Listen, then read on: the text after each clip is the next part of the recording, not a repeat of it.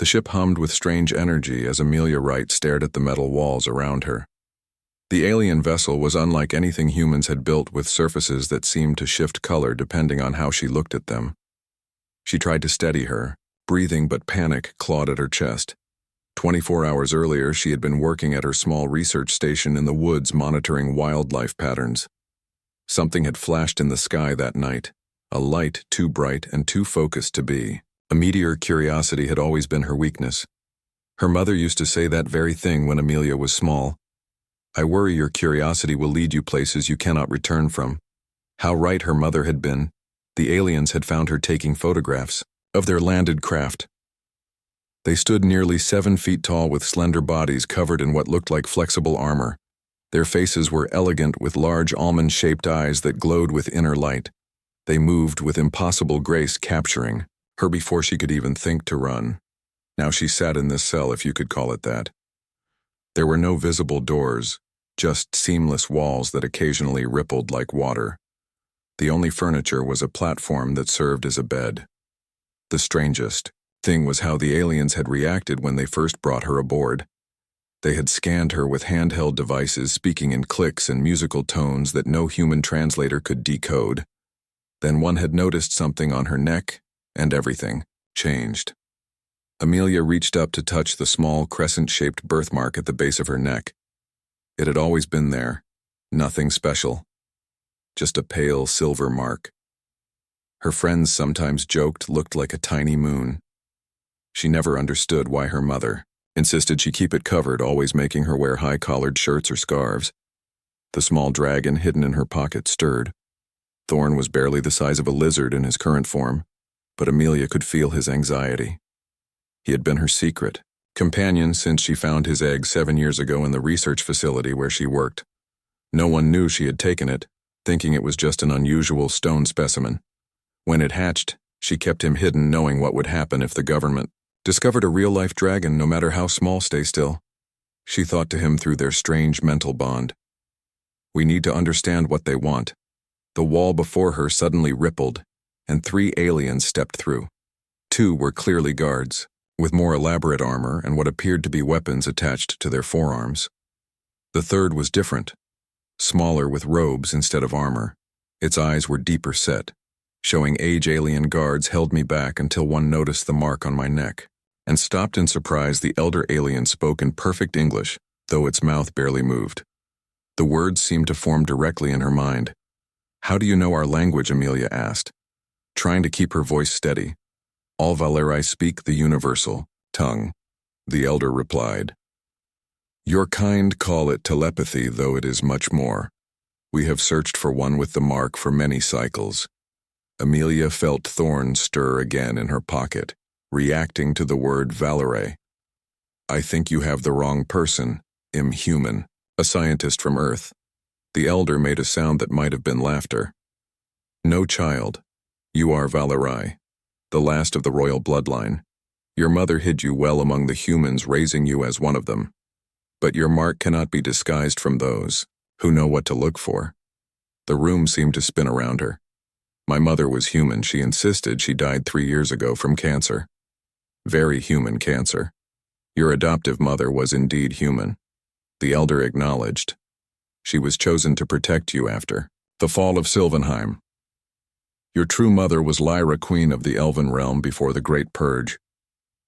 Elven Amelia almost laughed. Despite her fear, elves aren't real. "Their story's fantasy." The elder approached closer, its slender fingers reaching toward her face. "May I show you the truth?" Something in its voice made Amelia nod, though fear still coursed through her. The alien touched her forehead with cool fingers, and suddenly visions flooded her mind. A beautiful woman with pointed ears and silver hair holding a baby. A terrible battle with ships that looked like the one she was on now, firing upon a green world. Explosions. The woman placing her child, a child with a crescent mark on her neck, into the arms of a human woman wearing a lab coat. Tears. The flash of a silver knife as the elven woman cut her own palm and pressed it to the baby's forehead. Blood magic binding and hiding. When the visions ended, Amelia gasped, falling forward. The guards caught her arms, supporting her. "That was your True mother, the elder said. The last queen of Sylvanheim. She hid you on Earth knowing our enemies would never think to look on such a primitive world. My whole life has been a lie. Amelia whispered. Not a lie, child. A necessary protection. You were too. Important to lose. The mark you bear is more than heritage. It is power. The key to awakening the ancient guardians, as if responding to those words. Thorn squirmed free from her pocket, his tiny scaled body glowing faintly in the ship's strange light. The guard stepped back, hands moving to their weapons. The elder, however, bowed low to the tiny dragon. You have already begun the bonding, it said, with something like awe in its voice. A dragon guardian has found you even hidden among humans. The prophecy truly lives. One guard spoke in their clicking language, sounding urgent. The elder nodded. We have little time, it told Amelia. The hegemony hunts us even now. They seek to prevent the return of the Valerai line. They have hunted your kind to near extinction, but they do not know of you, the last hidden child. Now that we have found you, we must complete your awakening before they track our ship. Amelia looked at Thorn, who had climbed to her shoulder, his tiny claws gentle against her skin. What will happen? To me, she asked. What is this awakening? You will remember who you truly are. The elder said, and your guardian will grow to his true size. All dragons bonded to Valerai grow in relation to their master's power. That is why he has remained small. You have been living as human without access to your true abilities. The ship suddenly shuddered around them. A harsh alarm sounded. The guard spoke rapidly to the elder. They have found us. The elder said, they track our energy signature. We must move quickly. Amelia felt panic rising again. Who has found us? The hegemony. The elder replied, the ones who destroyed Sylvanheim. They seek to control all worlds, all species. They fear only the ancient pact between elves and dragons. The power your bloodline represents. Of the guards handed the elder a small crystal device. It pressed it against Amelia's birthmark, causing a flash of pain. She gasped as warmth spread through her body. Her vision sharpened, colors becoming more vibrant, sounds more clear. She could suddenly hear the hum of engines, the whisper of air through vents, even the heartbeats of the aliens around her. This will help awaken your dormant abilities, the elder explained. But the full awakening requires the sacred pool on our sanctuary moon. We must reach it before the hegemony finds us. Another violent shudder ran through the ship. Thorn grew agitated, his tiny body glowing brighter. They have locked weapons, one guard reported. The human fleet approaches as well. They must have detected our presence. We are caught between two forces, the elder said, neither understanding our purpose. Both seeing us as invaders. Amelia felt something new rising within her, something powerful and ancient that had always been there, sleeping beneath her human life. The mark on her neck burned with silver fire. Thorn suddenly grew larger, now the size of a house cat, his wings unfurling. I want to understand, she said. Everything. And you shall, the elder promised. But first we must survive. The ship rocked violently as weapons fire struck its shields. Amelia stumbled against the wall while Thorn dug his claws into her shoulder to stay balanced. The elder alien motioned for them to follow as a doorway appeared in what had seemed like solid metal. We must reach the escape vessel, the elder said, its voice calm despite the chaos. The hegemony ships will focus their attack on our main engines. You will be safer in a smaller craft. Amelia followed the elder through corridors that twisted in ways that seemed to defy normal geometry. The two guards flanked them, weapons drawn. Thorn had grown even larger, now the size of a small dog, his scales shifting from green to blue as his power increased. What about the other people on this ship? Amelia asked. They will create a diversion, the elder replied. Our mission to find and protect you takes priority. The Valerai bloodline must survive. The cold calculation in its voice disturbed Amelia. These people will die for me. She asked, people I don't even know. They have sworn their lives to the cause. The elder said simply, the return of the Valerai is worth any sacrifice. You do not yet understand what your existence means to those who have waited centuries. Another explosion rocked the ship, harder this time. Lights flickered and Amelia heard distant shouting. Their pace quickened as they reached what appeared to be a hangar bay. Several small craft sat ready, their surfaces gleaming with the same shifting metal as the rest of the ship. The elder led them toward the nearest one. "Hurry," it urged. "The shields are failing." As they approached the small vessel, a new alarm sounded. One of the guards spoke rapidly in their clicking language. The elder hissed what sounded like a curse. "Boarding parties," it translated for Amelia.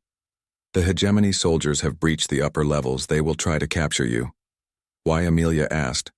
"Why am I so important to them?" "Because they fear what you represent." The elder explained. "The hegemony rose to power after the fall of Sylvanheim. They have ruled through fear and superior technology for centuries. But there is one power they could never control or duplicate: the bond between the elven houses and the dragon guardians. That bond embodied in your birthmark is their greatest threat." Before Amelia could ask more questions, a group of new aliens burst into the hangar. These were different from her captors, bulkier with armor that seemed grafted to their bodies. Their heads were helmeted with no visible faces, just glowing red sensors where eyes should be. They carried weapons that hummed with energy. The two guards immediately moved to intercept, pushing Amelia and the elder behind them. "Protect the Valerai," one shouted, drawing a weapon that extended into a staff of light. The battle that followed happened so quickly Amelia could barely follow. The guards moved with impossible speed, their bodies blurring as they engaged the hegemony soldiers. Energy weapons discharged, filling the air with the smell of ozone. "Get to the ship," the elder urged, pulling Amelia toward the waiting vessel. "They will buy us time." One guard fell a burning hole through its chest. The second continued fighting, taking down 3 enemies before being surrounded. Amelia wanted to help but had no weapon, no training, no idea what to do. Thorn, however, reacted.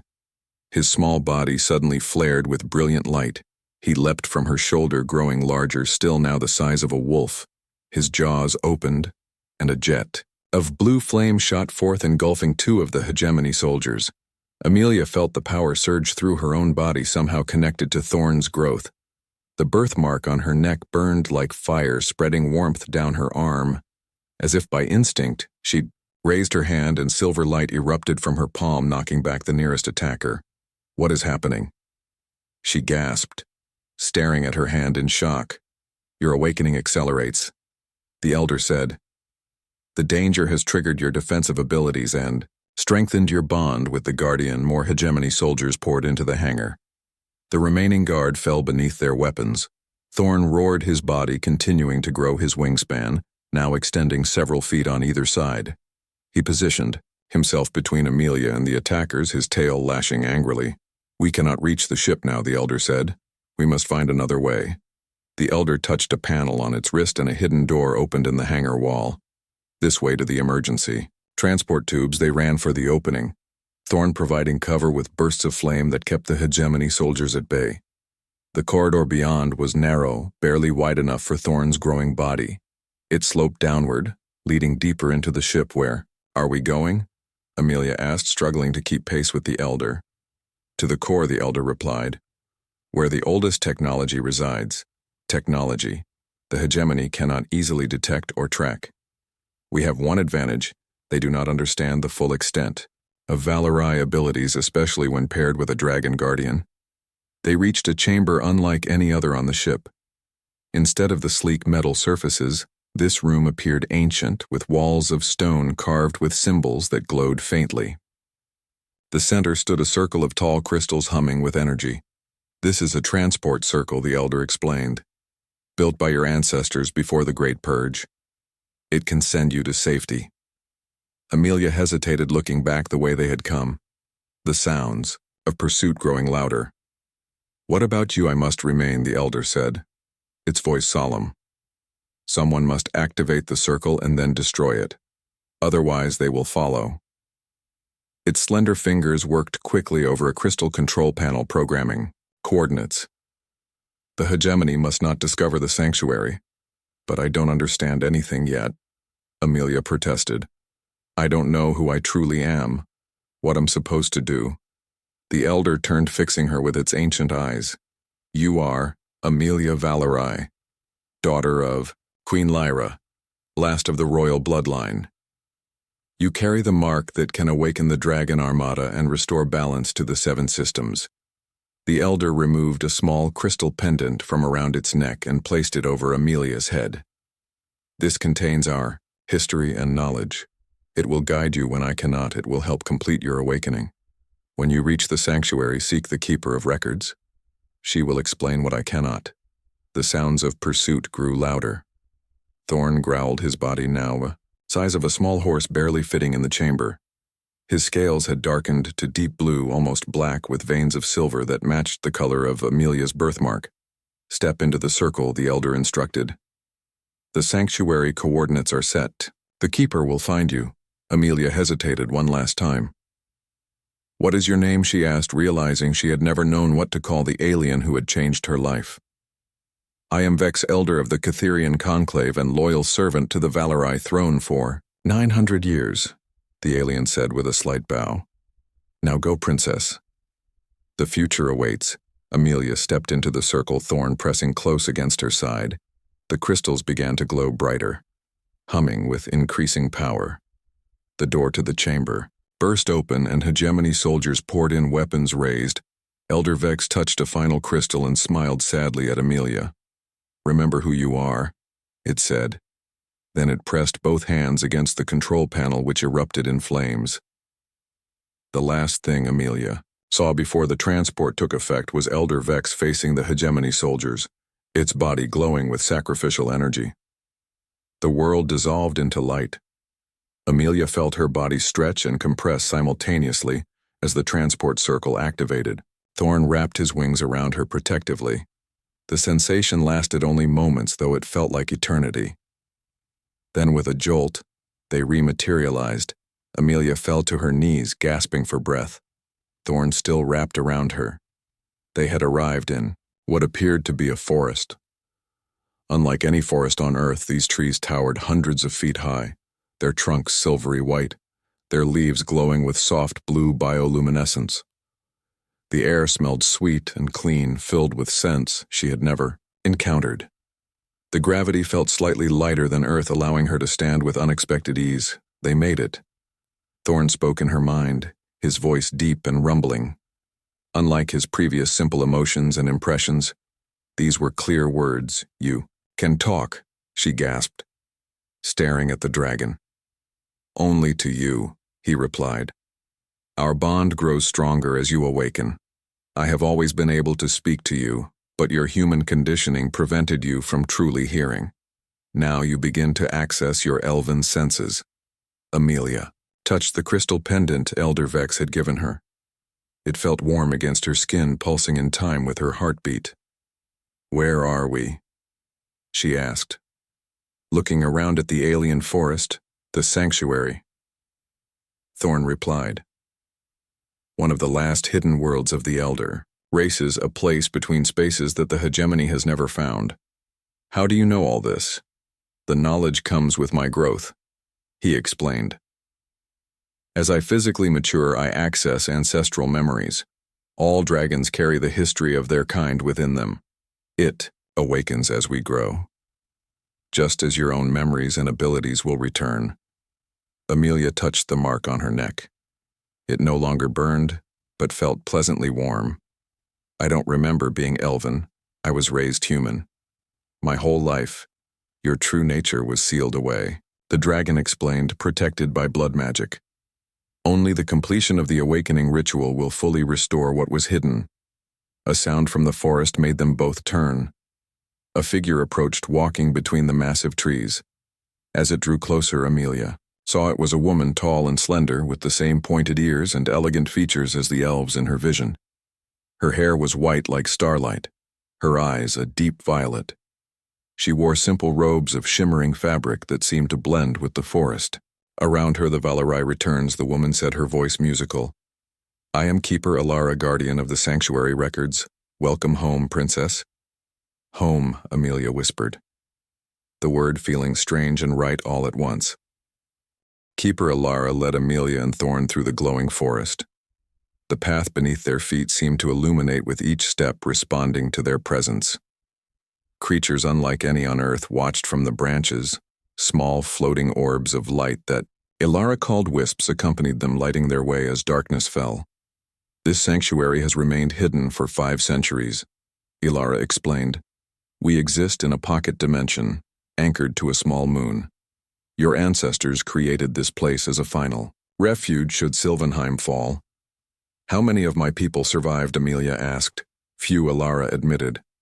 Perhaps 2,000 spread across the sanctuary and other hidden outposts. Most are mixed bloods with distant Valori ancestry. Only you carry the pure, royal lineage. The mark proves it. Amelia glanced at Thorn, who walked beside her. His size had stabilized, now standing as tall as a horse, his wings folded neatly along his back. Is that why he keeps growing? Because of my blood? The dragons are bound to the Valori royal line through ancient pacts, Ilara explained. Their size and power reflect the strength of their bonded partner. As your abilities awaken, his form responds.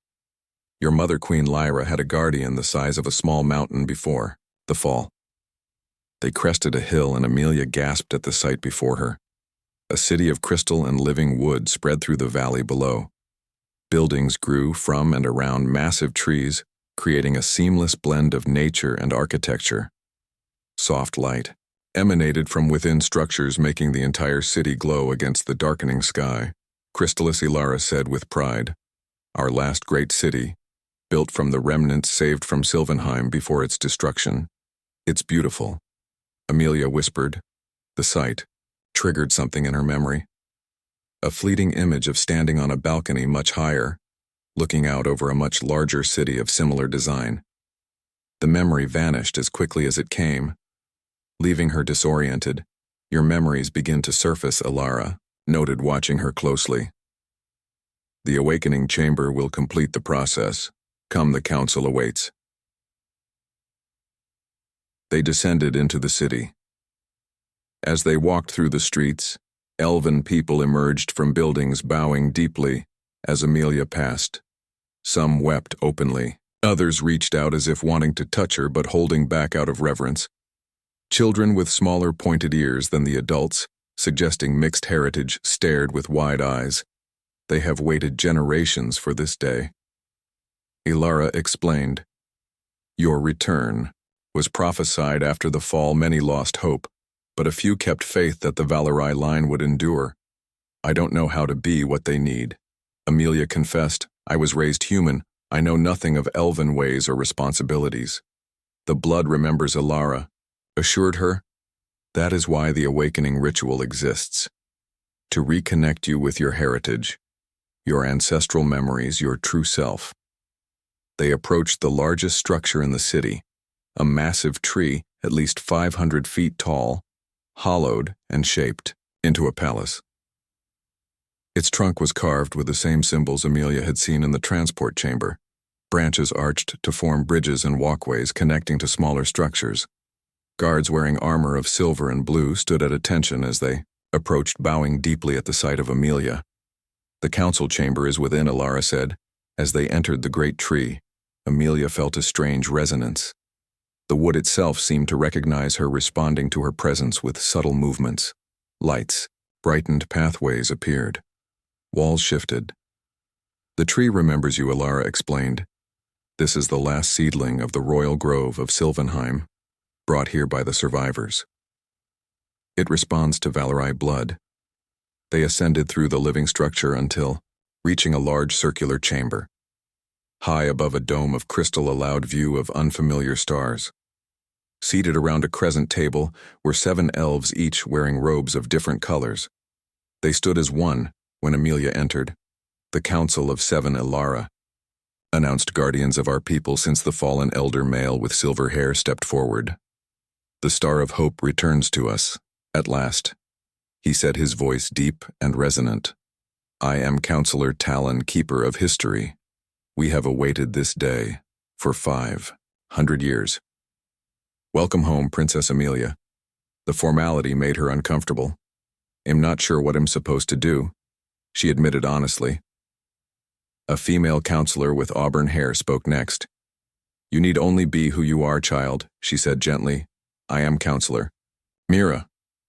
We ask nothing more than that. But first you must remember. The counselors gestured to the center of the room where a pool of silvery liquid had appeared. The awakening pool. Thorn explained in her mind. The memories of your ancestors await within.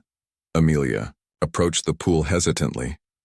The liquid swirled as if alive, reflecting her face but also showing flashes of others. Women with features similar to her own, wearing crowns and bearing the same crescent mark before you enter. Talon said, "We must warn you, the awakening is not without risk.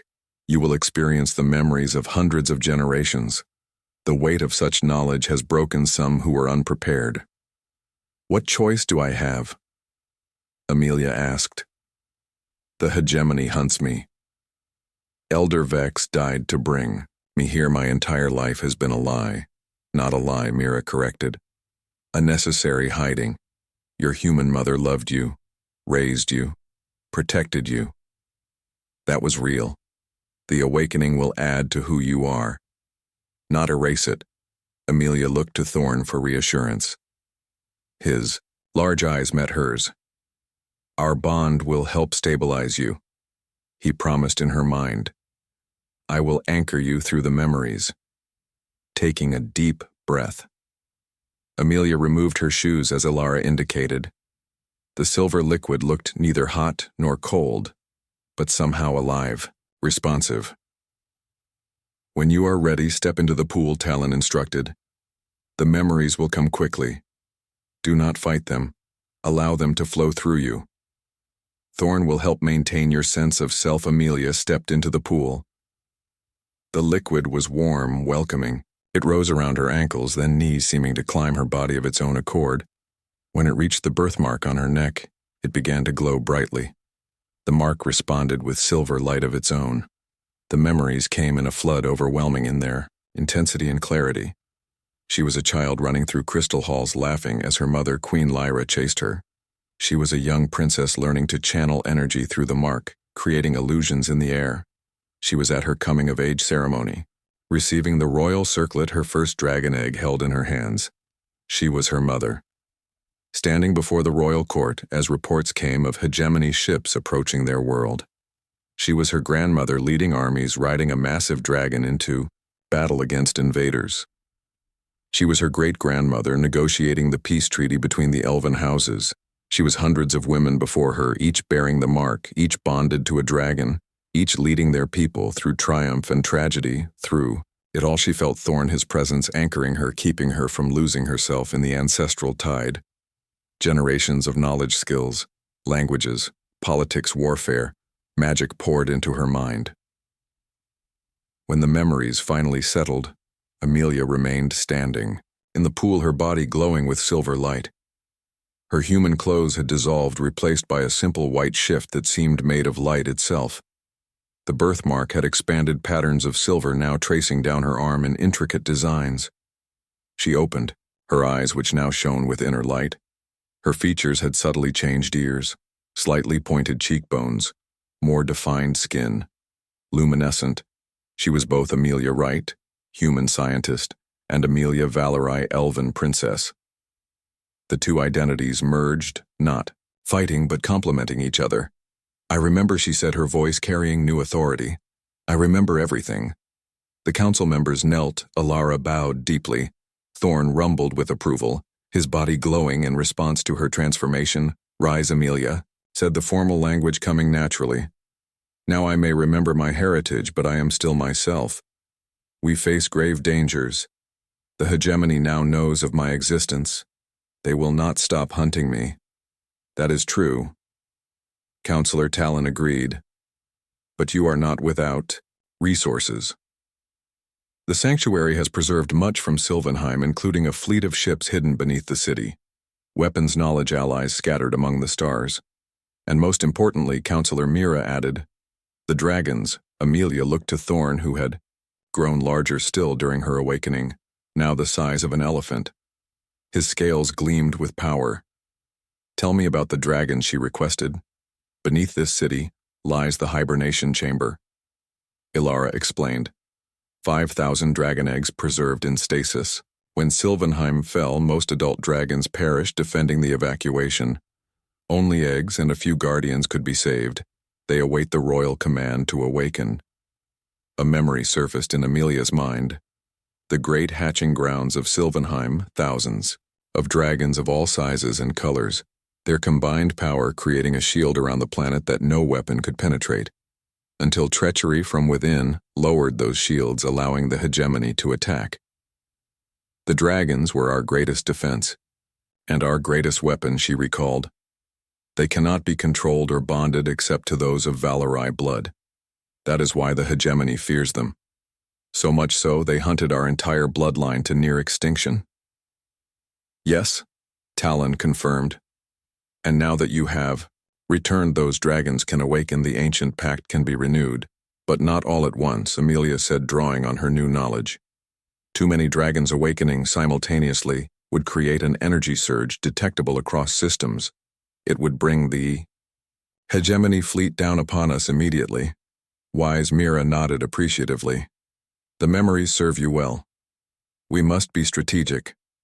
Amelia continued. We need allies. The human worlds should be warned. The hegemony has long viewed Earth as a potential colony. Once they learn of my connection there, they will accelerate their plans. Counselor Talon looked troubled. The humans are primitive compared to other species. Their technology is. The descent to the dragon chamber took them deep beneath the city, down spiral staircases carved into living rock. The air grew warmer as they descended, filled with an energy that made Amelia's skin tingle. The silver patterns on her arm glowed in response. Thorn walked beside her, his large body barely fitting in the passageway. His excitement vibrated through their bond. Few have entered this chamber since the Exodus. Counselor Talon explained, only myself and the keepers to maintain the stasis field. The dragons sleep, waiting for the royal command. They reached a massive door carved with intricate dragon designs. Amelia recognized it from her ancestral memories. The entrance to the royal hatching grounds of Sylvanheim, recreated here in Aue. Their sanctuary, place your hand upon the center mark. Talon instructed. Amelia pressed her palm against the carved crescent at the door's center. The silver patterns on her arm flared brightly, power flowing from her into the door. Ancient mechanisms activated the massive portal, sliding open with surprising silence.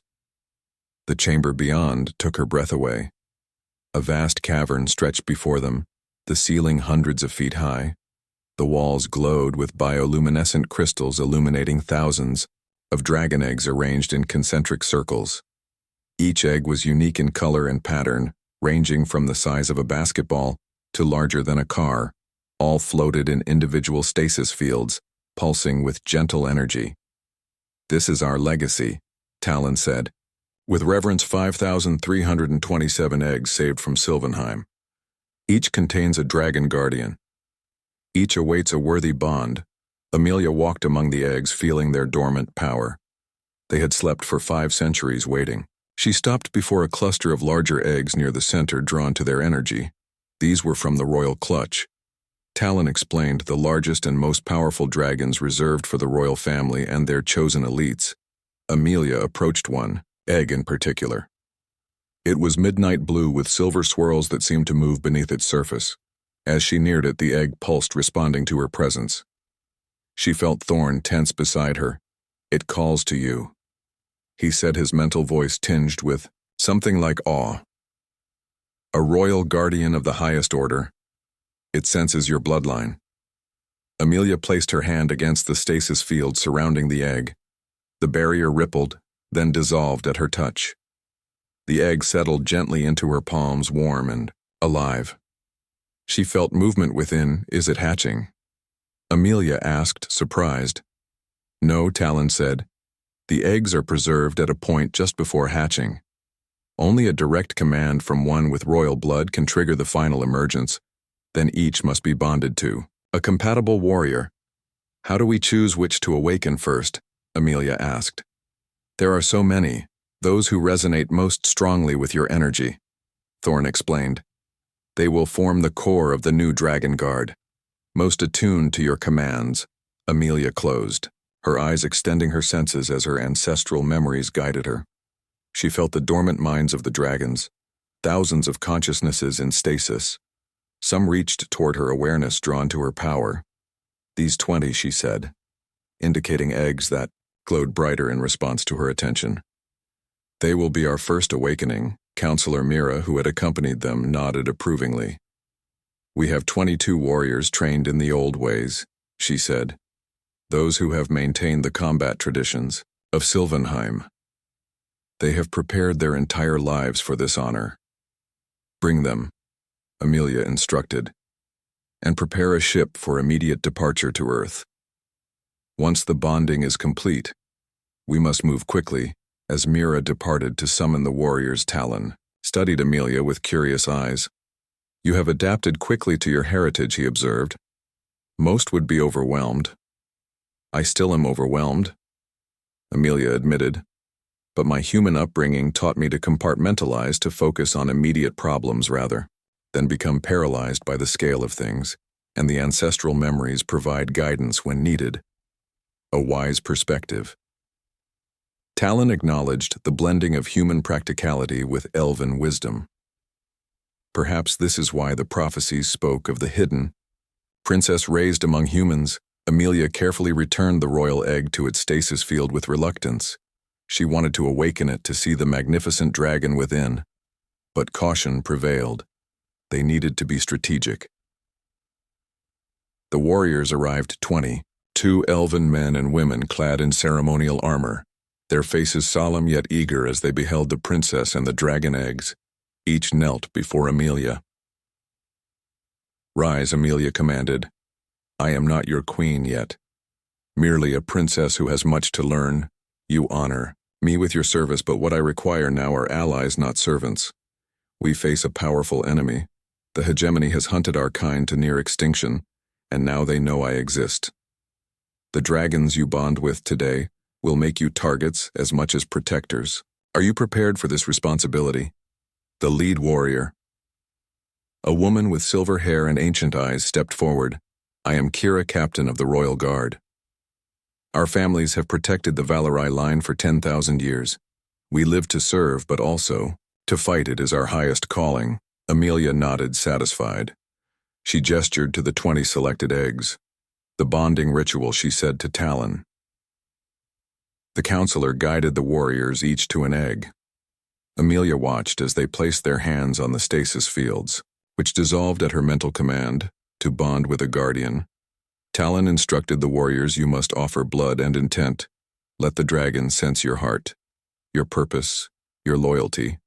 The warriors drew ceremonial daggers, each making a small cut on their palms, pressing bloodied hands to the egg shells. The chamber filled with soft light as the bonding began. Amelia felt the surge of energy through her mark, each connection forming, strengthening her own power. Then one by one the eggs began to crack, first small fractures, then larger breaks. Tiny claws and snouts emerged. The hatchlings were each unique in color and pattern, but all bore the distinctive features of guardian dragons. Wings folded against sleek bodies, eyes glowing with intelligence. The newly hatched dragons were the size of large dogs, already larger than normal hatchlings, a sign of the strong bonds forming. The warriors cradled their new companions with expressions of wonder and reverence. Each dragon looked to Amelia and Thorn, acknowledging the hierarchy with small bows of their heads. They recognized her authority instinctively.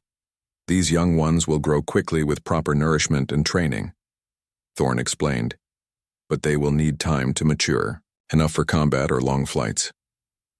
How long? Amelia asked. 3 days with the accelerated growth chambers, Talon answered. We have maintained them for this purpose. The chambers can speed the dragon's development using concentrated life energy gathered from the sanctuary. Prepare the chambers, Amelia instructed, and ready our ship. I must see what data we have on Earth's current defenses and hegemony fleet movements.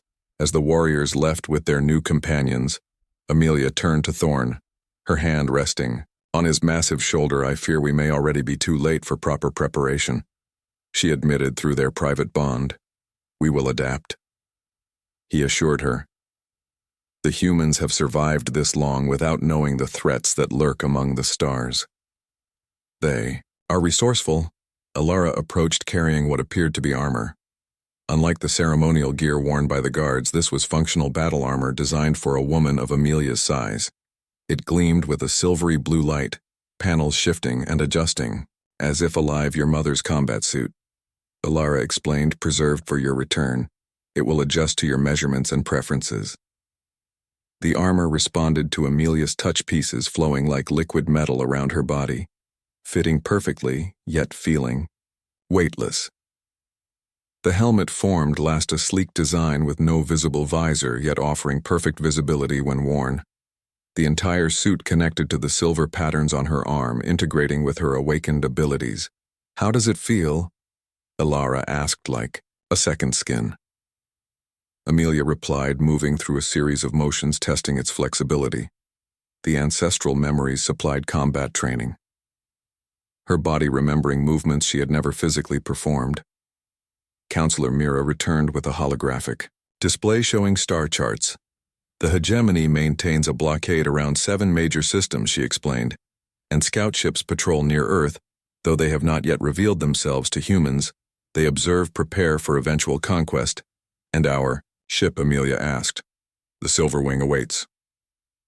The counselor replied, our fastest vessel with stealth capabilities. It can reach Earth in 2 days using the old hyperspace corridors.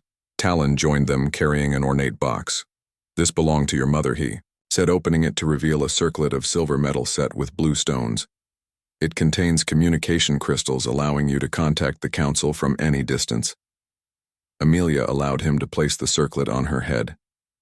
It settled comfortably, the metal, warm against her skin. She felt its connection to her mind, enhancing her already awakened senses. The warriors will be ready to depart once their dragons complete accelerated growth. Mira informed her. Their combat suits are being prepared as well. Good, Amelia said. Now show me what we know about Earth's defenses. The holo display shifted, showing detailed scans of Earth military installations, satellite networks, missile systems. Amelia studied them with the strategic mind of a Valerai princess, enhanced by her human understanding of Earth politics. These defense systems are designed for threats from other humans, she noted. Nothing capable of repelling hegemony warships. Their most advanced weapons would barely damage hegemony shields. That is why we must warn them, Talon said. Give them a chance to prepare or evacuate. Key personnel evacuation is impossible for billions of people, Amelia countered. And humans would never abandon their. The Silverwing emerged from hyperspace at the edge of Earth's solar system, its stealth systems immediately engaging. Captain Kira piloted the vessel with expert precision, using the asteroid belt for additional cover. Amelia stood on the bridge watching, as familiar planets came into view. Her 2 worlds about to collide sensors detect 7 hegemony scout ships in solar orbit. Kira reported, most disguised as debris or small asteroids. None appear to have detected our arrival. Their positions, Amelia asked, studying the tactical display, 2 near Mars, 1 in Earth's orbit, 2 monitoring the jump points from the outer system, and 2 patrolling the asteroid belt. Kira indicated each on the holographic map, a standard observation pattern, Thorne noted. From where he rested at the back of the bridge, the large dragon barely fitting in the space. But more ships than typically assigned to a primitive world, the hegemony has increased surveillance. They suspect I might return here. Amelia realized. They know my connection to Earth. Her hand rested on the star blade at her hip. Do the scouts have communication capability with their main fleet? Limited, Kira confirmed. They must use designated relay points to send messages to the central command. Most likely at the outer system jump point. Then we must move quickly. Amelia decided. If we can neutralize the scouts before they alert the main fleet, we buy time for Earth to prepare. A warrior approached the tactical station commander. We have analyzed the hegemony communication protocols, she reported. We can jam their transmissions temporarily, but a complete disruption would reveal our presence. How long can you delay their signals? Amelia asked. Perhaps 6 hours, the tech replied. Enough time to eliminate their scout vessels if we move precisely. Amelia studied the display, her mind calculating options. The 20 newly bonded dragons had grown remarkably during their journey. now nearly the size of Thorn. Their warriors had trained constantly. In the ship's massive hold, Captain Kira. "What is our status?" she asked. "The ship is at full combat readiness," Kira replied. "Stealth systems functioning at optimal levels. The warriors and their dragons are prepared for space deployment. And what of Earth? What would they see if we engaged the hegemony scouts? Most combat would occur beyond their detection capabilities," Kira explained. "Their current scanning technology cannot track our vessels or the hegemony scouts at our operating distances, but any engagement near Earth orbit would be visible to their more advanced telescopes and satellites." "I need to make contact with human authorities," Amelia decided. "But carefully, we cannot create panic. I know a facility where my human mother worked. There are people there who might comprehend what we face. Commander, we have detected energy surges from 3 of the hegemony scouts," a sensor officer reported. "They appear to be converging on a scanning anomaly near the Mars orbit. Show me," Amelia ordered. The display shifted, showing 3 hegemony vessels disguised as asteroids altering course. Their energy signatures increasing as they activated propulsion systems. "They detected something," the sensor officer explained. "Possibly a human exploration vessel. These readings suggest a small research ship from the Earth-Mars corridor. We cannot allow the hegemony to capture human researchers." Amelia declared that would accelerate their timeline. "Deploy 3 Dragon Riders to intercept stealth approach until engagement is necessary." Captain Kira relayed the orders. 3 warriors and their dragons entered the airlock chamber. Specialized armor protected them from the vacuum of space neural links, with their dragons allowing communication without sound. Thorn rose to his full height. "I should lead them," he stated. "They are inexperienced in space combat." "No," Amelia countered, placing her hand on his scaled shoulder. "You remain with me. We may need your strength elsewhere. This is a test of our new riders. Let them prove themselves." The dragons launched from the ship, their massive wings folded tight against their bodies, special membranes covering sensitive eyes and nostrils, warriors secured in harnesses between their shoulders. They accelerated quickly, using short controlled bursts of dragonfire for propulsion, heading toward the converging hegemony scouts. On the tactical display, Amelia watched their approach. The human research vessel appeared oblivious to the danger, continuing its standard course, dragons and scouts invisible to its primitive sensors. The lead Dragon Rider, Lieutenant Maya, positioned her team in an ambush formation, hiding in the shadow of a larger asteroid. Her dragon, Azura, a sleek blue female with silver wingtips, tracked the lead hegemony vessel with predatory focus. "Strike fast and simultaneously," Amelia commanded through the communication crystals in her circlet. "Disable their communication arrays first." "Understood," Princess Maya responded. The dragons tensed, preparing to attack. The moment came with brutal efficiency. All 3 dragons burst from hiding, Maya and Azura taking the lead scout. The dragons released concentrated fire breath, not the showy flames of atmosphere, but precise superheated plasma, jets that cut through the hegemony vessel's shields. The warriors wielded energy lances, extensions of their battle armor designed for space combat. The hegemony scouts attempted evasive maneuvers, but dragons were more agile than any mechanical vessel. The battle lasted less than 2 minutes. All 3 scouts destroyed their debris, scattered to blend with the existing asteroid field. No distress signals detected. "Clean victory," Captain Kira reported with satisfaction. "The human vessel continues on course unaware." Amelia nodded in approval. Though she felt no joy in the killing, the hegemony crews had been soldiers following orders just as her warriors were. But she knew the brutality these same crews would inflict on Earth given the chance. "Bring our riders home," she ordered, "and set course for Earth. Low orbit stealth approach. I need to make contact with the research facility where my human mother worked." The journey to Earth took several hours as they maintained stealth velocity, careful to avoid detection by the remaining hegemony scouts. Amelia stood in her private chamber preparing. She had changed from her battle armor to a modified version of human clothing augmented with elven materials, a compromise between her 2 worlds. Thorn watched as she secured a small communication device to her wrist. "You plan to go alone," he observed through their mental bond. "I must," she replied. Earth authorities would panic at the sight of you and the other dragons. Armed response would be inevitable. I need to explain the situation first to people who might believe me. The dragon rumbled with disapproval. Separating from your guardian weakens both of us.